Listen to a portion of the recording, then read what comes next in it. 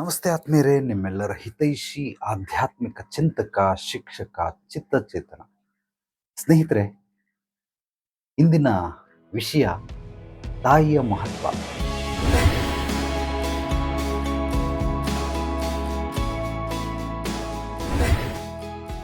ಸಾಕಷ್ಟು ಜನ ನೀವು ಕೇಳಿರುವಂತಹ ಪ್ರಶ್ನೆಗೆ ಈ ಜೀವನ ದರ್ಶನ ಅನ್ನೋ ಕಾರ್ಯಕ್ರಮದಲ್ಲಿ ದಿನಕ್ಕೊಂದು ವಿಷಯವನ್ನ ಆಯ್ಕೆ ಮಾಡಿಕೊಂಡು ನೀವು ಕೇಳಿದಂತಹ ಪ್ರಶ್ನೆಗಳಿಗೂ ಇದರಲ್ಲಿ ಉತ್ತರಗಳು ಸಿಗುತ್ತೆ. ಮೊದಲು ಹುಟ್ಟಿದ್ದು ತಾಯಿ, ತಂದೆ ಅಲ್ಲ.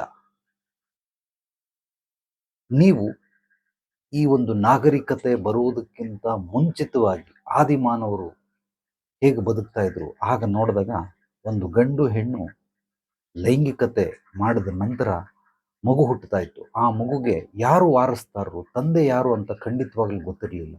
ಆದ್ರಿಂದ ಹುಟ್ಟಿದಂಥ ಮಗುನ ಯಾರು ಜವಾಬ್ದಾರಿ ಕರ್ತವ್ಯಗಳನ್ನ ತೆಗೆದುಕೊಳ್ಳೋದಕ್ಕೆ ರೆಡಿಯಾಗಿರ್ಲಿಲ್ಲ.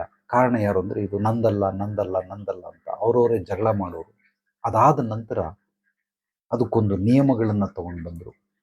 ಸೊ ಮದುವೆ ಅಂತ ಆದಮೇಲೆ ಗಂಡು ಹೆಣ್ಣಿಗೆ ಅವಾಗ ಅವರು ತಂದೆ ತಾಯಿ ಅಂತ ಆದರು. ಅದಕ್ಕಿಂತ ಮುಂಚೆ ತಂದೆ ಇರಲಿಲ್ಲ. ತಂದೆ ಒಂದು 5,000 ವರ್ಷದ ಹಿಂದೆ ಹುಟ್ಟಿರಬಹುದು, ಅಥವಾ 10,000 ವರ್ಷದ ಹಿಂದೆ ಹುಟ್ಟಿರಬಹುದು, ಅಥವಾ 15,000 20,000 ವರ್ಷದ ಹಿಂದೆ ಅಂತ ಇಟ್ಕೊಳ್ಳಿ. ಅದಕ್ಕಿಂತ ಮುಂಚೆ ತಂದೆ ಅನ್ನೋ ಕಾನ್ಸೆಪ್ಟ್ ಇರಲಿಲ್ಲ. ಈ ಒಂದು ಕನ್ಫ್ಯೂಷನ್ ಸ್ಟಾರ್ಟ್ ಆದಾಗ ತಂದೆಯ ಜನನವಾಯಿತು. ಆದ್ರಿಂದ ತಂದೆ ಜನನವಾಗೋದಕ್ಕಿಂತ ಮುಂಚಿಂದನೇ ಯಾವಾಗ ಭೂಮಿಯಲ್ಲಿ ಮನುಷ್ಯ ಜೀವಿಸೋದಕ್ಕೆ ಸ್ಟಾರ್ಟ್ ಮಾಡ್ದ, ಆಗಲೇ ಮೊಟ್ಟ ಮೊದಲ ಹೆಣ್ಣು ಗರ್ಭಿಣಿ ಆದಾಗಲೇ ಅವಳು ತಾಯಿ ಆಗೋದು. ಜನನ ಕೊಟ್ಟಾಗಲೂ ಕೂಡ ಅವಳು ತಾಯಿ ಆದಳು.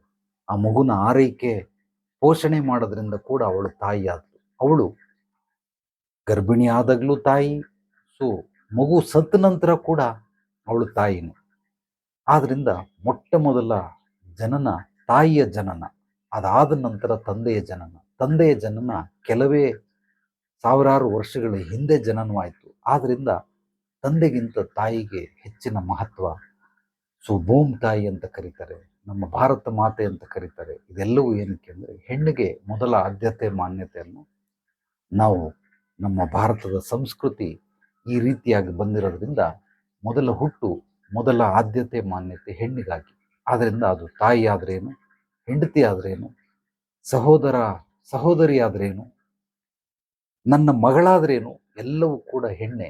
ಆದ್ರಿಂದ ಹೆಣ್ಣಿಗೆ ನಮ್ಮ ದೇಶದಲ್ಲಿ ಅತ್ಯದ್ಭುತವಾದಂತಹ ಆದ್ಯತೆ ಮಾನ್ಯತೆ ಸಿಕ್ಕಿದೆ. ಎಲ್ಲವನ್ನ ಹೆಣ್ಣಿನ ರೂಪದಲ್ಲಿ ಪೂಜಿಸೋದಕ್ಕೆ ನೋಡ್ತಾರೆ. ಕಾರಣ ನೀವು ಕೇಳಿರುವಂತಹ ಪ್ರಶ್ನೆ ಇದೇನೆ. ಮೂಲವಾಗಿ ಮೊದಲು ಹುಟ್ಟಿದ್ದು ತಾಯಿ, ಆನಂತರ ತಂದೆ. ಆನಂತರ ಅಂದ್ರೆ ಎಷ್ಟೋ ಲಕ್ಷ ವರ್ಷಗಳು ಕಳೆದ ನಂತರ ತಂದೆ ಅನ್ನೋ ಒಂದು ಕಾನ್ಸೆಪ್ಟ್ ಬಂತೆ ಹೊರತು, ಆದರೆ ತಂದೆ ಹುಟ್ಟಕ್ಕಿಂತ ಮುಂಚೆನೆ ಸಾವಿರಾರು ಲಕ್ಷಾಂತರ ಕೋಟ್ಯಾಂತರ ವರ್ಷಗಳ ಹಿಂದೆ ತಾಯಿ ಜನನ. ಆದ್ರಿಂದ ಭೂಮಿ ತಾಯಿ ಅಂತ ಕರೀತಾರೆ. ಏನಕ್ಕೆ ಭೂಮಿ ತಾಯಿ?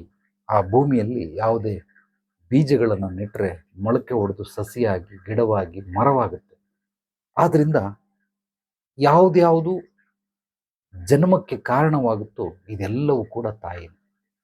ಆದ್ರಿಂದ ತಾಯಿಗೆ ಮೊಟ್ಟ ಮೊದಲ ಆದ್ಯತೆ. ಹಂಗಂತೇಳಿ ನಾನು ತಂದೆಗೆ ಹೀಯಾಳಿಸ್ತಾ ಇಲ್ಲ, ತಂದೆಗೆ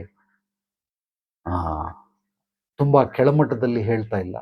ತಂದೆ ಹುಟ್ಟಿದಂತಹ ಒಂದು ದಿನ ಅಥವಾ ವರ್ಷ, ಇದನ್ನು ನಾನು ನಿಮಗೆಲ್ಲ ಹೇಳ್ತಾ ಇದ್ದೀನಿ. ಆ ಒಂದು ಪ್ರತೀತಿ, ಆ ಒಂದು ಪದ್ಧತಿಯನ್ನ ನಿಮಗೆಲ್ಲರಿಗೂ ತಿಳಿಸೋದಕ್ಕೆ ಇಷ್ಟಪಡ್ತೀನಿ. ಆದ್ರಿಂದ ತಾಯಿ ಪ್ರೀತಿಗಿಂತ ಸರ್ವಶ್ರೇಷ್ಠವಾದಂತಹ ಪ್ರೀತಿ ಜಗತ್ತಲ್ಲಿ ಯಾವುದು ಇರೋದಕ್ಕೆ ಸಾಧ್ಯವೇ ಇಲ್ಲ. ತಾಯಿ ಮತ್ತೆ ಮಗು ಇದು ಏನೋ ಲಾಭಕ್ಕೋಸ್ಕರ ತನ್ನ ಎದೆ ಹಾಲನ್ನು ಕೊಡಿಸೋದಿಲ್ಲ, ಅಥವಾ ಇವಳು ದೊಡ್ಡೋಳಾಗಿ ಅಥವಾ ಇವನು ದೊಡ್ಡವನಾಗಿ ನಾನು ಸಾಕ್ತಾನೆ ಅನ್ನೋ ದೃಷ್ಟಿಯಿಂದ ಖಂಡಿತವಾಗ್ಲೂ ಕೊಡಿಸೋದಿಲ್ಲ. ಮಗು ಮೇಲೆ ಪ್ರೀತಿ ಇರೋದ್ರಿಂದ ಖಂಡಿತವಾಗ್ಲೂ ಕೊಡಿಸ್ತಾರೆ. ಕೆಲವರು ತಾಯಂದಿರು ನೋಡಿ, ಮಕ್ಕಳಿರ್ಬೇಕಾದ್ರೂ ಪ್ರೀತಿಸ್ತಾರೆ, ದೊಡ್ಡವರಾದ್ಮೇಲೂ ಪ್ರೀತಿಸ್ತಾರೆ, ಅವ್ರ ವಯಸ್ಸಾದ್ಮೇಲೂ ಪ್ರೀತಿಸ್ತಾರೆ, ಹಣ್ಣು ಮುದುಕಿ ಆಗ್ಬಿಟ್ಟಿರ್ತಾರೆ ಆಗ್ಲೂ ಕೂಡ ಮಕ್ಕಳನ್ನ ಪ್ರೀತಿಸುವಂಥವ್ರು ಎಷ್ಟೋ ಜನ ಕಣ್ಮುಂದೆ ಇದ್ದಾರೆ. ಸೊ ಈ ತಾಯಿ ಪ್ರೀತಿಲಿ ಯಾವುದೇ ಕಲ್ಮಶಗಳಿರೋದಿಲ್ಲ, ನಿಜವಾಗ್ಲೂ ಅಶುದ್ಧತೆಗಳದಿರೋದಿಲ್ಲ. ಇಡೀ ಭೂಮಂಡಲದಲ್ಲಿ, ಮಾನವ ಕುಲದಲ್ಲಿ ಸೊ ಪ್ರೀತಿಯನ್ನ ನಾವೇನಾದ್ರೂ ಹುಡುಕಬಹುದು ಅಂದ್ರೆ ಅದು ತಾಯಿ ಪ್ರೀತಿಯಲ್ಲಿ ನಾವು ಹುಡುಕಬಹುದು. ಇದು ಬಿಟ್ಟು ತಂದೆಗೂ ಪ್ರೀತಿ ಇರುತ್ತೆ, ಇಟ್ಕೊಂಡಿರಲ್ಲ ಅಂತ. ತಾಯಿಗಿಂತನೂ ಹೆಚ್ಚಾಗಿ ಪ್ರೀತಿಸುವಂಥ ಕೆಲವರು ಇದ್ದಾರೆ. ಆದರೆ ಯಾವುದೇ ತಕ್ಕಡಿಲಿ ತೂಕ ಮಾಡಿದ್ರೆ ತಾಯಿ ಪ್ರೀತಿಗೆ ಸರಿಸಮಾನವಾಗಿರುವಂಥ ಪ್ರೀತಿ ಇನ್ನು ನಿಮಗೆಲ್ಲೂ ಸಿಗೋದಿಲ್ಲ. ಮನುಷ್ಯನ ಬಿಟ್ಟು ನಿಸರ್ಗ ನಮ್ಮನ್ನ ಎಲ್ಲ ಮಾನವರನ್ನ ಜೀವಿಗಳನ್ನ ಪ್ರೀತಿಸುತ್ತೆ. ಅದು ಶುದ್ಧವಾದ ಪ್ರೀತಿ. ಅದಕ್ಕಿಂತನೂ ಅತ್ಯದ್ಭುತವಾಗಿರೋದು ಅಂತಂದ್ರೆ ಅದು ಪರಮಾತ್ಮನ ಪ್ರೀತಿ, ಭಗವಂತನ ಪ್ರೀತಿ. ಆದ್ರಿಂದ ಈ ತಾಯಿಯ ಮಹತ್ವವನ್ನು ತಿಳಿದು ತಾಯಿಗೆ ಎಷ್ಟು ಸೇವೆ ಮಾಡೋದಕ್ಕೆ, ತಾಯಿ ತಂದೆಗೆ ಎಷ್ಟು ಸೇವೆ ಮಾಡೋಕ್ಕೆ ಸಾಧ್ಯವಾಗುತ್ತೋ ಅಷ್ಟು ಸೇವೆಗಳನ್ನು ಸಲ್ಲಿಸಿ ತಾಯಿ ಋಣ, ತಂದೆ ಋಣ ಇದನ್ನು ತೀರಿಸೋದಕ್ಕೆ ಜನ್ಮ ಜನ್ಮಾಂತರಗಳು ನಾವು ಶ್ರಮ ಪಟ್ಟರೂ ಖಂಡಿತವಾಗ್ಲೂ ತೀರ್ಸೋಕ್ಕಾಗೋದಿಲ್ಲ. ಆದ್ದರಿಂದ ಸಾಧ್ಯವಾದಷ್ಟು ಅವರನ್ನು ಬಾಯಿ ತುಂಬ ಮಾತಾಡಿಸಿ ಅವ್ರಿಗೆ ಏನೇನು ಆರೈಕೆ ಬೇಕು, ಕಾಳಜಿ ಬೇಕು ಇದನ್ನೆಲ್ಲ ಮಾಡ್ಕೊಳ್ಳಿ. ಅವರು ಜೀವಂತವಾಗಿ ಇರುವವರೆಗೂ ನೀವು ಅವ್ರಿಗೆ ದೇವರ ಸ್ಥಾನಮಾನವನ್ನು ಕೊಟ್ಟಾಗ ಖಂಡಿತವಾಗ್ಲೂ ನಿಮ್ಮ ಜೀವನವೂ ಕೂಡ ಸಾರ್ಥಕವಾಗುತ್ತೆ.